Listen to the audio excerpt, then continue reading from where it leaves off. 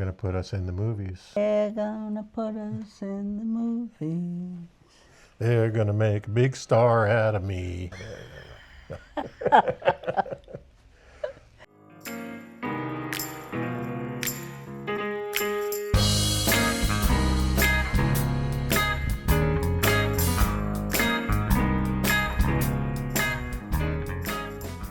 Welcome to the New Hampshire Neighbors playlist of my channel. I'm Hannah, a realtor in New Hampshire, of course, specializing in the real estate transitions of seniors. Today, I have the pleasure and honor of sharing part one of the story of a couple who have navigated a lifetime together. Marriage, parenting, tragedy, retirement, illness, caregiving multiple times, everything in between, and managing all the changes and complexities that come with getting older. Join me in listening to these two lovely neighbors as they open up about the struggles of decluttering, caregiving, death cleaning, and letting go. Yeah, that's been a hot topic for us lately. We don't call it right-sizing. You called it death cleaning. Mike changed the term to elder purging. Did I? I think about things and the activities that we used to do that we no longer do. Which are camping. We've just recently reviewed our stash in our loft of the garage where we keep our camping gear, and saw this big pile of backpacks and just random camping stuff we're likely not using anymore. Require things that require backpacking and walking into the woods, walking 8 or 10 miles into the woods, and we're not physically able to do that anymore. So how do we get rid of that stuff? It's probably has little value because it's would be considered antique camping gear. Particularly camping gear, they keep making it better, lighter, more waterproof, and Better, yeah. you know, an old canvas. Well, we don't date back to canvas tents, but older tents, you know, aren't as nice as the newer tents are. They've designed some things that are better. And how many sleeping bags do we need? Oh yeah, we had a pile. 5. Wow. Yeah. And the one we probably still use in the van, because we now camp in the van, because we don't like sleeping on the ground. We like having a big foam mattress under us. We still have a sleeping bag in there, but the ones in the loft, there was maybe 5.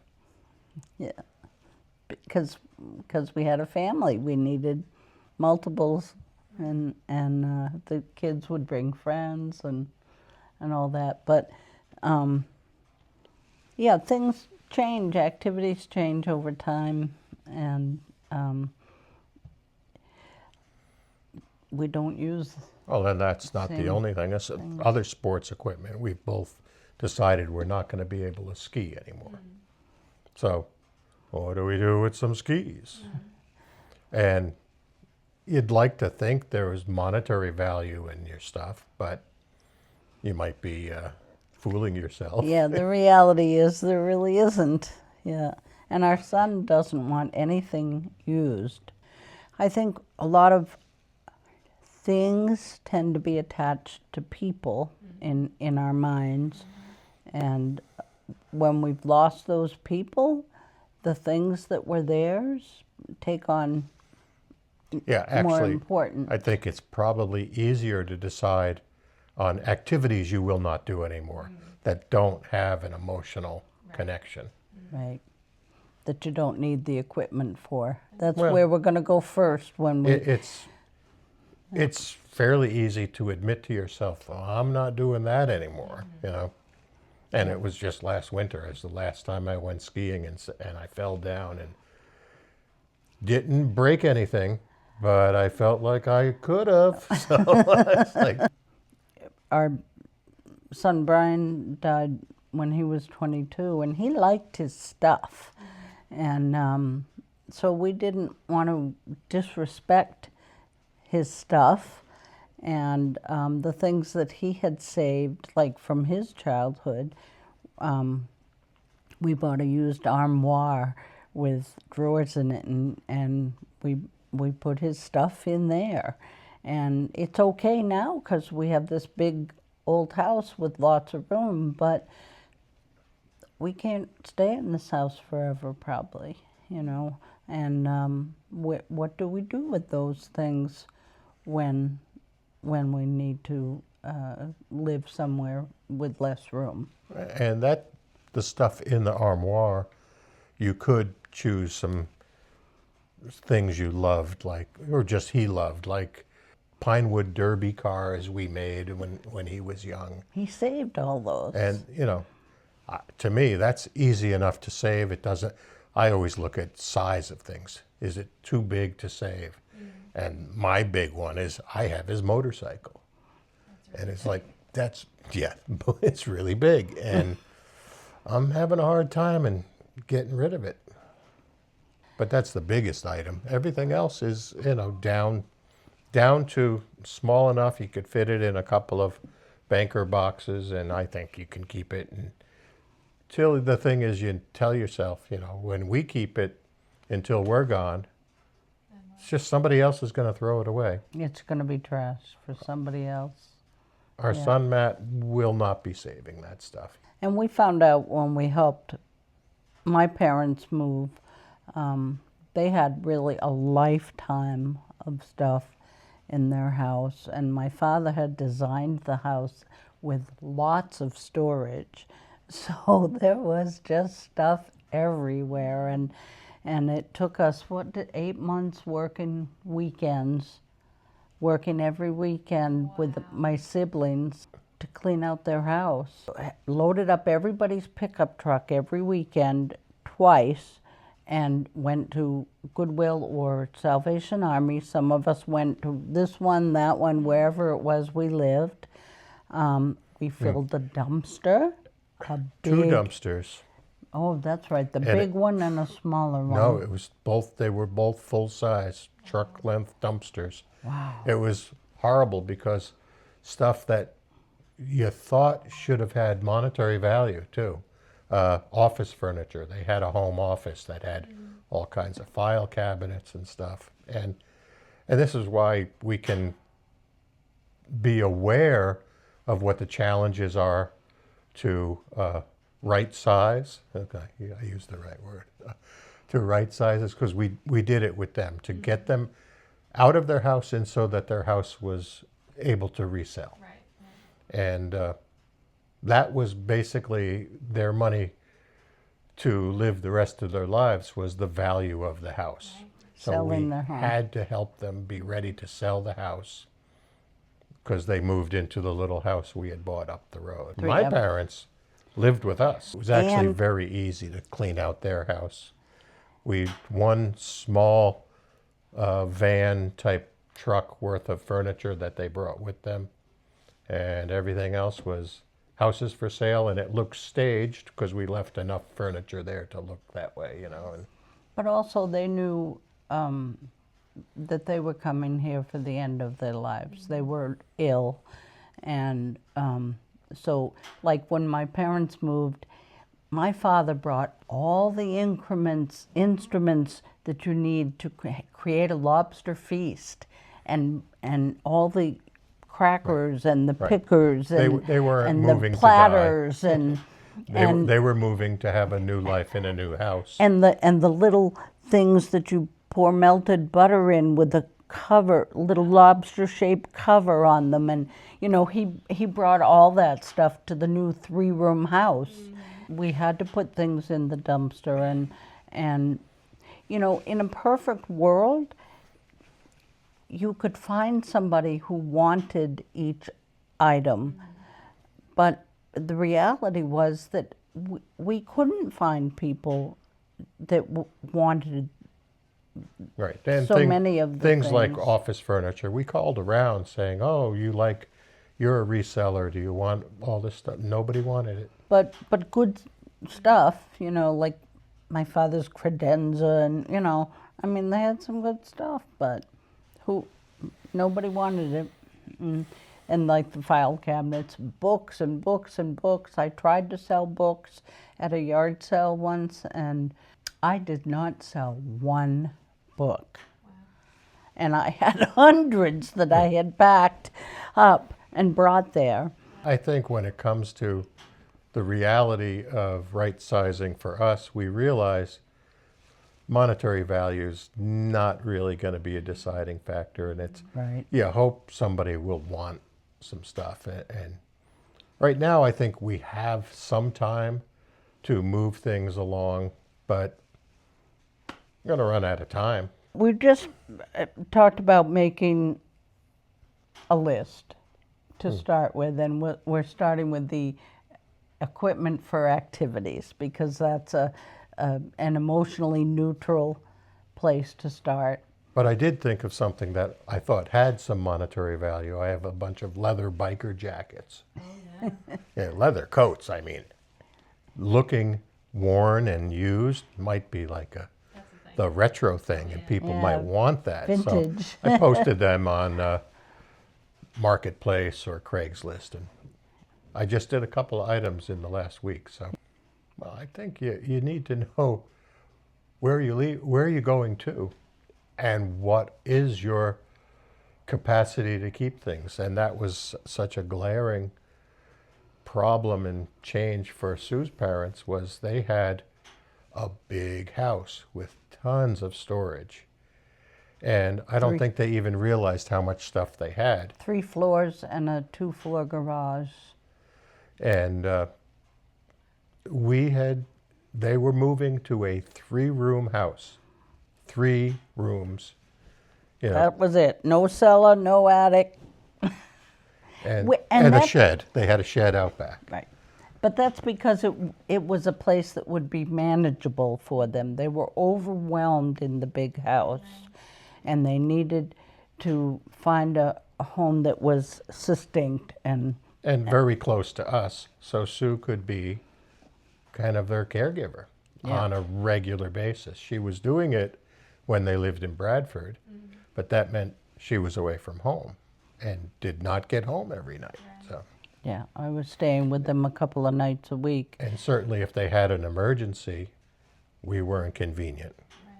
And they actually had some emergencies. Oh, we had some emergencies And they- after we moved them. And they had emergencies before they moved, and that was the flashing red light to say they need to move, they need to be closer to us, because the rescue squad would show up, and you know, things escalated where they didn't need to escalate if a family member had been there to de-escalate the situations. Yeah. But because they had their I'll say end of life money, was all they had was their house. And come to find out, the real estate market was such that they did not get what that house was worth. We To got being- it what it was worth at the time. at the time, right. But they didn't have the money for assisted living or that. So I had told them, well, I can provide your assisted living services. if you're in the neighborhood. But I need to have you closer. One day we were on the way to the dump and we were talking, what are we going to do for my parents? And just as soon as the words were out of my mouth, I saw a for sale sign in front of this little miniature house, same color as our house. And I said, look at that. So it wasn't like we were, you know, savvy real estate shoppers, but we saw the little house and said, location and size, well, let's check it out. Let's and check we it checked it out, and because the real estate market was poor for our For sellers. our parents to sell, it was a good time for us to buy. It made it easy for us. Yeah. Neither of our siblings were volunteering or emotionally capable of doing it, so Right. we knew we were the guys who were going to have to do it. Right. Yeah. And my parents hadn't really made a plan. With that big house and all their things, they never really went there. No, with the plan was this vague, oh, when we need assistance, we'll sell the house. yeah. But by the time they needed assistance, they weren't capable of organizing the clean out and the selling of the house. My father didn't fully retire until he was 87. Because we had Mike's folks come to live with us here, we found it very traumatic, and because of that, we said we can't do that for my parents. Yeah, we actually had your elderly aunt live with us, and we said after did that for a couple of years, got her into an assisted living, and it took a few years to decompress from that before we said we'd do it. We ended up saying, okay, we'll do it again. My folks needed They care. needed it. And so we got my folks here, and that was pretty traumatic in our lifestyle because so much care was needed. 24/7? Yeah, 24/7, and we're both trying to hold full-time jobs. So after Mom died, Dad did get into a nursing home. We both said we can never do that again. And it was a few years later, your folks needed help.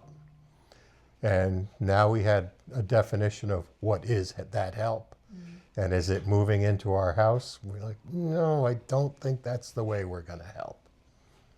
Yeah, his mom had cancer and had been...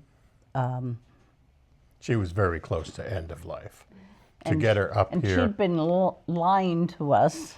about how much care she needed and my father needed. Yeah, Dad had dementia, and we were never told that. And they lived down in Maryland. And I called her almost every day for a period of time because she had had cancer treatment. And every day it sounded like I was waking her up. And finally one day I called, because I would call at a certain time of day. One day I called in the morning, and she sounded the same way. And I said, Mom, what's going on? You don't sound right. Would you like me to come down to visit? Because I felt like I just needed to put eyes on them. Oh, would you? The relief in her voice was incredible. So I hung up the phone and called Mike and said, Mike, I got to go see your parents. And he booked me a flight. I went down. They were falling apart. She was so sick. She was taking care of Dad. She was trying to take care of Dad. He could fool you with social niceties, but like that night, I went to help him get ready for bed, and I turned on the electric toothbrush and handed it to him, and he started to shave with it. And it's like, oh, the light bulb comes on. She never came right out and told us. It wasn't until I got there when she would say, you know, and I said, well, let's get ready for bed. And she says, he needs a little help. Like that. And that night, her lung filled with fluid, and she had trouble breathing, and I ended up calling 911, and she went off to the hospital and stayed there until we brought her up here. That's right. It was an emergency for many weeks before we got them up here. She was in the hospital. Dad can't be left alone. Not a bit. And so Sue spent a week down. I spent a week down. Then Valerie, sister-in-law. Right, my sister-in-law came up from Florida. She spent a week. So what was it? It was probably more than a month before we actually checked Mom out of one hospital, drove her up here, and checked her into the local hospital. I'm sorry about the little chirps. That's our that's you? our bird feeder. Takes pictures Oh, of the birds as they land on the feeder. We had dual chirps because my phone and your phone chirp when there's a bird at the feeder. I turned my chirp off, but you're still chirping. I don't know where my chirp is. Okay. Okay. No, your chirp's not bothering me. I just was afraid that it meant my... Actually, okay. I want to go grab those pizzas I told them to cook me. Oh, yeah. Well, I told Well, them have it 6:30. ready at 6:30, Oh, okay. so I'm gonna go drive down and get it. Yeah, let's call it for the night. Yeah, that was great. We can do it again. Yeah, that was a good 'Cause, practice. you know, I you're don't know a how to good do it. audience. You listen like you care. So I do care.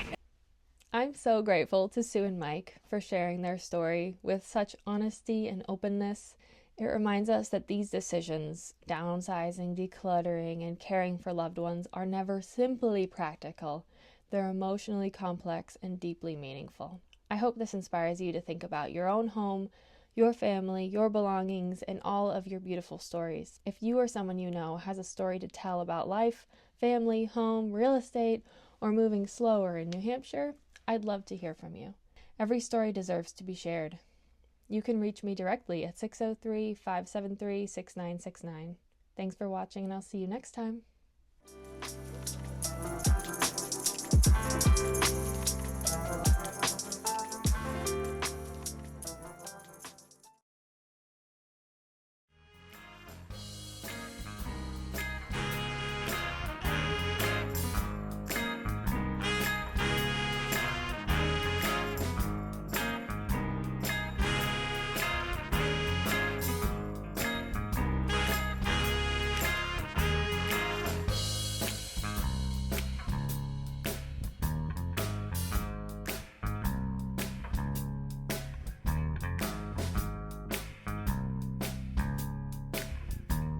Oh, you have pizza waiting?